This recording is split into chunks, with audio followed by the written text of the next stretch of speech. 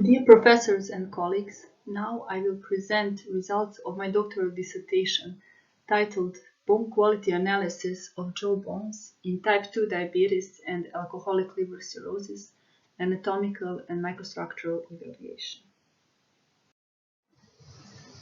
Bone is a complex nanocomposite material that can be described on several hierarchical levels of observation. Bone is composed of osteons, bone matrix, and bone cells. Bone strength can be described by bone mineral density and bone quality. Bone quality is a term that encompasses bone microarchitecture, microdamage, and bone material properties. Type 2 diabetes mellitus is a metabolic disease characterized by hyperglycemia due to resistance to insulin. Various pathophysiological mechanisms influence bone tissue alterations in type 2 diabetes mellitus. There is scarce evidence about the effect of type 2 diabetes mellitus on jawbone quality. Few clinical researches have offered us data about inflammation in periodontal tissues, in tissues surrounding teeth, in type 2 diabetes mellitus patients. It would be important to know more about jawbone quality in these patients because they often have a need for oral surgical interventions and for implant placement. Liver cirrhosis is a diffuse development of regenerative nodules in response to chronic liver injury, which leads to end-stage liver disease. Alcohol causes bone disease by various pathophysiological mechanisms. Alcoholic liver cirrhosis gave us few evidence about its effect of jawbone quality. Few clinical researches have offered us data about periapical inflammation in most alcoholic liver cirrhosis patients. It would be of clinical significance to obtain more data about jawbone quality in these patients because they often have a need for oral surgical interventions, either in the edentulous region of the alveolar ridge or in the mandibular angle region. General aim of this research was to explore bone quality of type 2 diabetes mellitus and alcoholic liver cirrhosis individuals in the edentulous region of the lower first molar and the mandibular angle region. Specific objectives of this research were to compare the jawbone microstructural, compositional, and cellular properties between individuals with type 2 diabetes mellitus and healthy controls in a site-specific manner, then to investigate the influence of oral antidiabetics versus insulin in type 2 diabetes mellitus group, and to compare the jawbone microstructural, compositional, and cellular properties between individuals with alcoholic liver cirrhosis and healthy controls in a site-specific manner. Bicortical bone samples were obtained during autopsies from male individuals aged over 65 years. Samples were extracted from the edentulous region of the lower first molar and from the mandibular angle region. A total of 27 samples were divided between three groups: type 2 diabetes mellitus, alcoholic liver cirrhosis, and control group. Type 2 diabetes mellitus group was further divided into two subgroups based on the treatment these persons had been taking, either insulin or oral antidiabetics. Exclusion criteria were malignant diseases, kidney disease, immunocompromised status, and hematological disorders. We used microcomputed tomography to access bone microarchitecture. A separate analysis, 3D analysis of jawbone cores was performed for buccal cortex, lingual cortex, and trabecular bone. Quantitative backscattered electron imaging was performed in order to access mineralization of the samples. Calcium weight percentage was determined based on gray value of the images.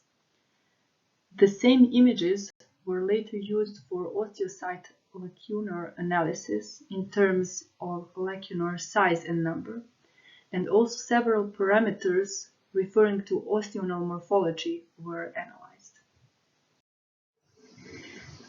We performed Raman spectroscopy in order to access bone matrix composition.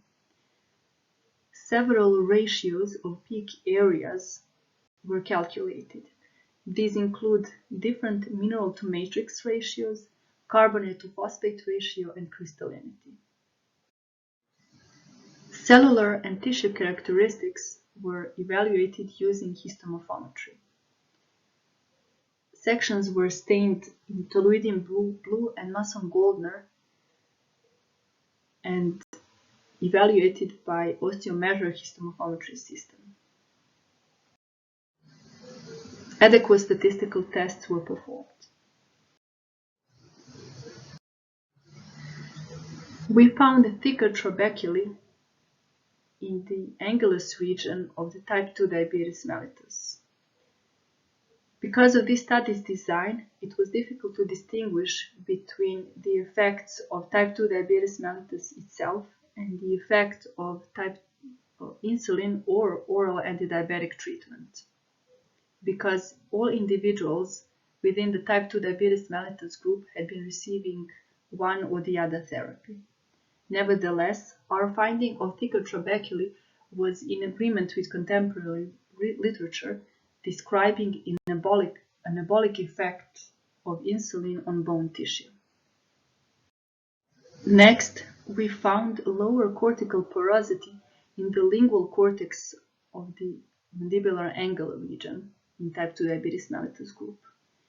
We called it pore filling effect, and it was also in agreement with contemporary literature describing various effects, either anabolic or neutral, of oral antidiabetics.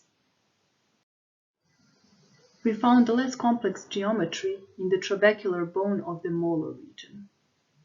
Since tooth had been previously extracted from this region, it might be concluded that remodeling in diabetic conditions causes irregular geometry of the trabecular bone. Next, we found mineralization irregularities under the influence of insulin treatment. It seems that insulin causes development of highly mineralized bone packets within the trabecular bone of the angulus region. There was also higher heterogeneity of calcium values, which means there were layers of different tissue ages simultaneously present within the trabecular bone of the molar region of the diabetes group.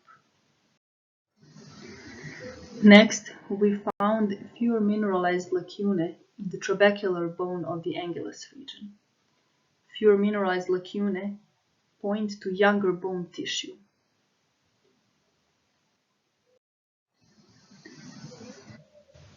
Raman spectroscopy revealed higher carbonate-to-phosphate ratio within the buccal cortex of the molar region. Carbonate-to-phosphate ratio is interpreted as carbon substitution within the hydroxyapatite crystal. This finding might point to poor mechanical characteristics of this region, but this requires further research.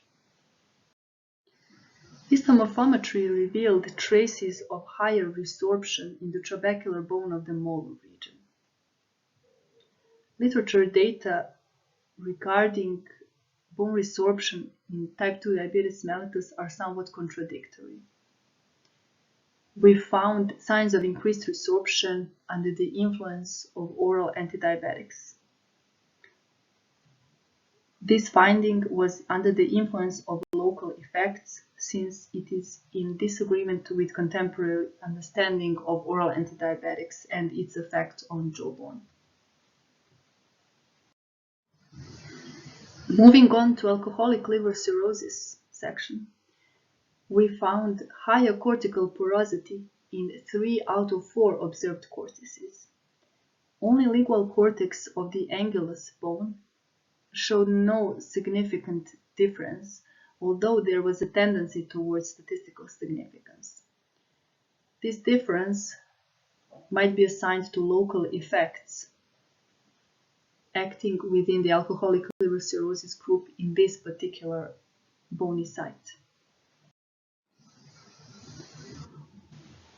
There was lower calcium content within the trabecular bone of the angulus region. This means bone tissue might be less mineralized, and there are fewer packets of hypermineralized bone tissue in trabecular bone of the angulus region, the alcoholic liver cirrhosis section. Osteocyte lacunae were smaller in the trabecular bone of the molar region. This might be due to defective protein synthesis that occurs in chronic diseases. There were traces of lower osteoclast activity in alcoholic liver cirrhosis group in the trabecular bone of the angle region. This finding was different to findings on other skeletal sites described in contemporary literature.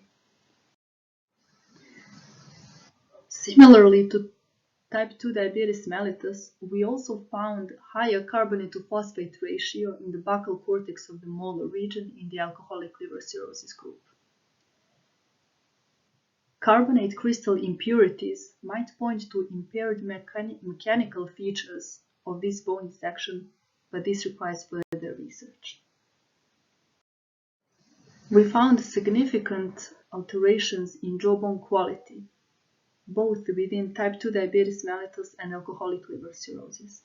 We also distinguished between local effects because jawbone quality alterations were different for each cortex, for trabecular bone, for each bony site. These are results of local effects of these diseases on jawbone tissue. To conclude, type 2 diabetes mellitus caused microarchitectural alterations of jawbone tissue, such as trabecular thickening, poor filling effect, poor geometry of the trabecular bone, mineralization alteration under the influence of insulin treatment, heterogeneity of calcium values within the bone, few mineralized osteocyte lacunae, which point to younger bone, carbonate crystal impurities in the buccal cortex of the molar region, and signs of increased resorption in the oral antidiabetics subgroup.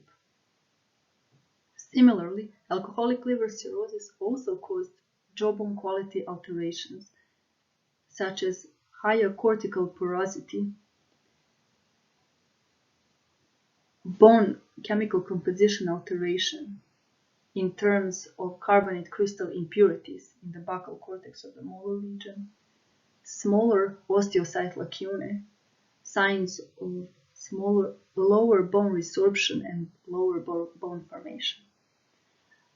Our findings will aid in developing clinical protocols in oral surgery, dentistry, and medicine. Thank you.